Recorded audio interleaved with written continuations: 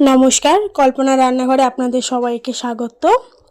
আপনাদের কি মুখে জ্বর ভাব লাগছে, একদম কিছু খেতে ইচ্ছা করছে না? তাহলে এই ভাজাটা একবার বানিয়ে খেয়ে দেখতে পারেন। আশা করি সেই প্রবলেমটা বা সেই অসুবিধাটা ঠিক হয়ে যাবে। আমি এখানে গিমে শাক নিয়েছি। গিমে শাক নিয়ে আমি এরকমভাবে কেটে নিচ্ছি বা ছিঁড়ে নিচ্ছি। দেখুন, এমনভাবে নিয়ে নেবেন গিমে শাকটা।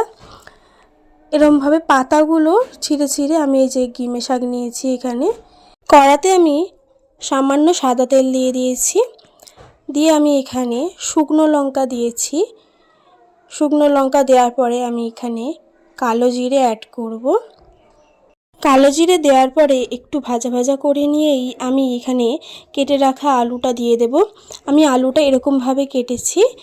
গিমে শাক ভাজার জন্য আমি আলু দিয়েছি এখানে। দিয়ে আমি আলুটা একটু ভাজা হয়ে গেলে আমি এখানে নুন দিয়েছি, পরিমাণ মতো নুন দিয়েছি।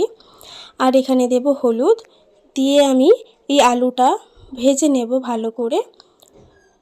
এটা আপনারা জ্বর মুখে গরম ভাতে একবার মাখিয়ে খাবেন, আর আশা করি সেই সমস্যাটা হবে না। যাই হোক, আমি এখানে আলুটা ভাজা হয়েছে কি না আমি দেখিয়ে দিয়েছি। দেখানোর পরে আমি এখানে যে শাক রেখেছিলাম গিমে শাক, সেই গিমে শাক দিয়ে দিচ্ছি এখানে। দেখুন, আমি গিমে শাক দিয়ে দিচ্ছি এখানে। গিমে শাকটা দিয়ে আমি এটা ভাজা ভাজা করব। বেশি কিছু উপকরণ লাগে না, জাস্ট এটা আলু দিয়ে আর গিমে শাক তুলে এটা ভাজলে বেশ ভালোই লাগে খেতে।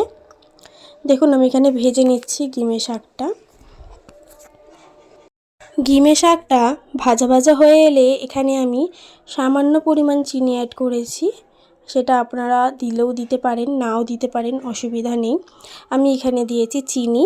দিয়ে আমি ভালো করে ভেজে নিচ্ছি। আমার ভাজা হয়ে গেছে। আলুটা ভাজা হয়ে গেলে শাক দেওয়ার পরে বেশিক্ষণ সময় লাগে না রান্নাটা করতে। দেখুন, আমার হয়ে গেছে করা।